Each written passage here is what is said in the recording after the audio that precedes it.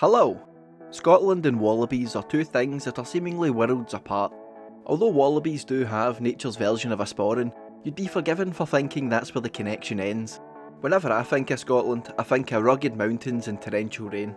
And whenever I think of wallabies, I think of the outback and heat so dry that you can cook eggs in the ground. These connotations make Scotland and wallabies the most unlikely of bedfellows. And if being from two different climates isn't enough, we need to remember that they come from different hemispheres. These two were just not meant to exist together. Yet on one tiny island in Loch Lomond, you can find one of the few viable populations of wallabies outside of Australia. This is a video on, quite possibly, the weirdest wallabies in the world. This is a video on Scotland's wallabies.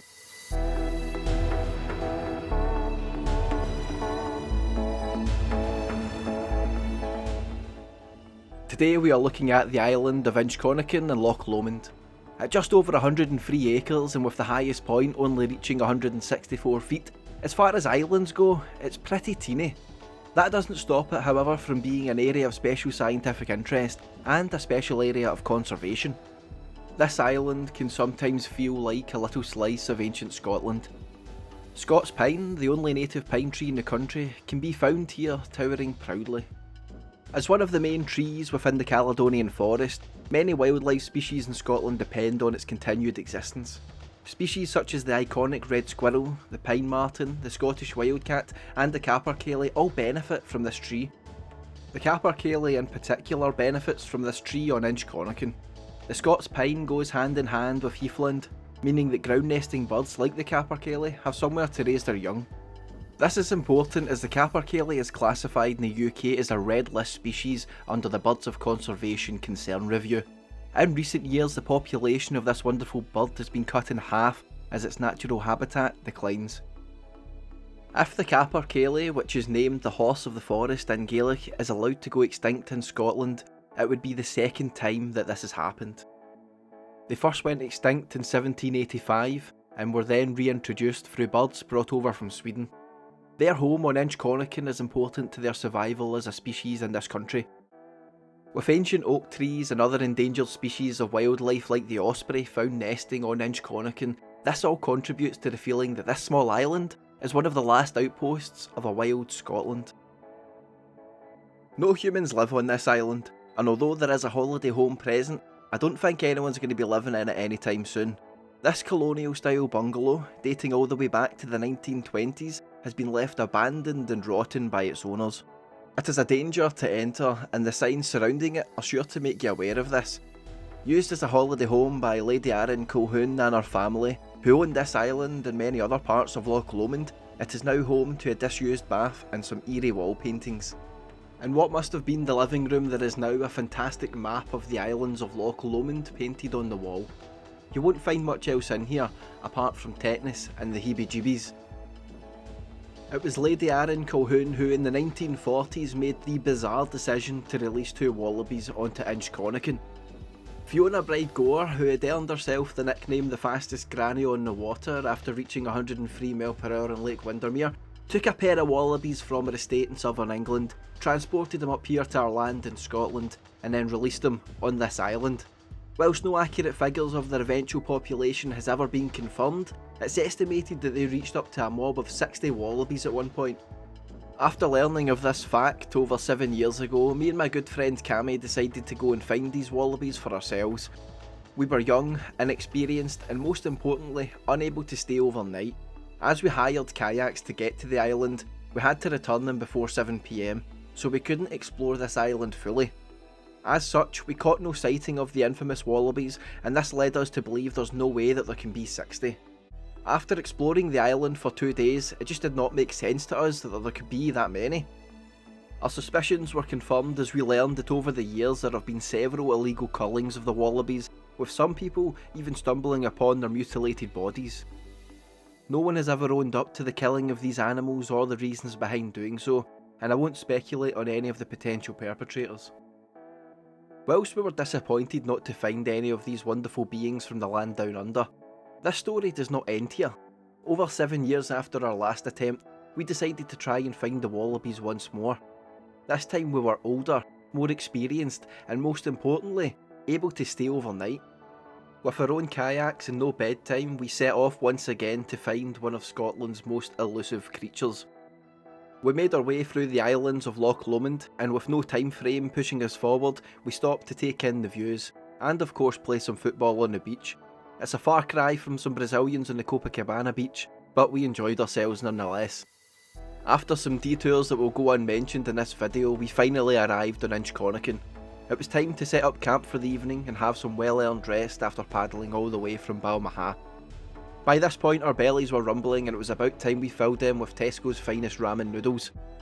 After studying footage of previous sightings of the Wallabies and realising that we hadn't seen them during the day on our last visit, we concluded that they probably come out around about dusk. As we watched the sun go down, we agreed that it was time to explore, that it was time to try and spot one of these wallabies.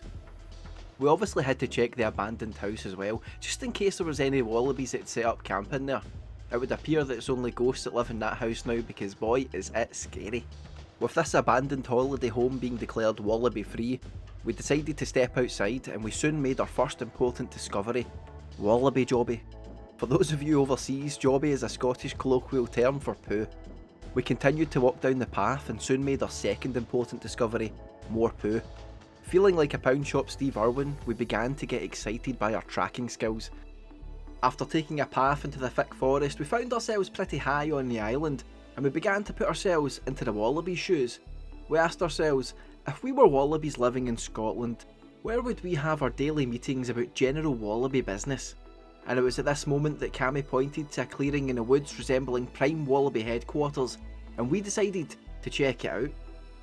And as we looked about, it finally happened. We seen our first wallaby. We stood for a good 20 minutes watching this little animal clean herself and have a munch, before she decided to hop off and try and hide behind a fern, as if we didn't just watch her do that. It was an entirely magical moment. Time seemed to just stand still. There were so many thoughts racing through my head at that point. I couldn't get over the fact that the probability of me existing at all was so incomprehensibly small that it hurt my brain to even think about. But not only that, there was also the fact that the probability of a wallaby living on an island in Scotland was even smaller than that. And then you add in the fact that I was standing face to face with said wallaby on this relatively untouched Scottish island. This was a moment in time so ridiculously preposterous and one that should never have been able to happen. Yet here we were, watching it happen. There are no other words that I can use to describe this experience other than magical. We decided to explore a bit further and deeper into the forest, and I'm glad that we did so, because for a fleeting moment I caught sight of wallaby number 2 before she dashed back into the undergrowth. Entirely content with seeing our first wild wallaby in Scotland, we began to head back to camp. Just before we approached the path leading down to the scary house, we caught up with the first wallaby we'd seen. This time, we were allowed to approach much closer and get a real good look at this alien from another land. Time once again stood still as we watched this wallaby go about our business. As her ears moved around to pick up the songs of the forest, I was struck by how similar the ear movements were to those I have seen in wolves and even my own dog. Their tails are hilariously long, and the thump as they hop away is moving.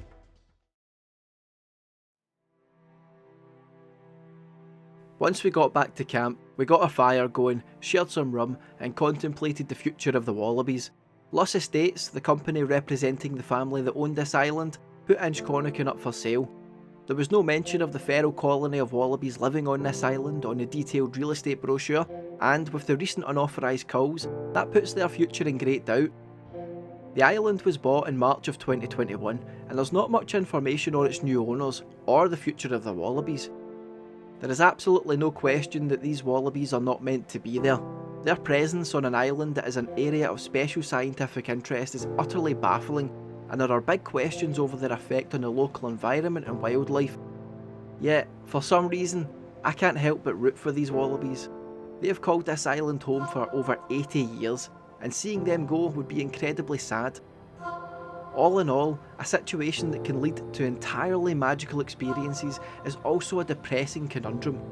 Is there a way to protect both the wallabies and the endangered wildlife that lives there? There might be no way out of this situation without some animal losing their home and their lives. All of this happened because of a supposedly eccentric aristocrat, and regardless of what happens to the wallabies now, I'm sure the lesson is clear. The wealthy should never be allowed to play as Mother Nature. If you made it this far in my video, then thank you so much for watching. I'd also like to give a massive shout out to Dan Riva, who supported the channel last video by buying me a coffee from the link in the description. You're the first to do that, Dan, and I appreciate it greatly. Cheers again, and catch yous after.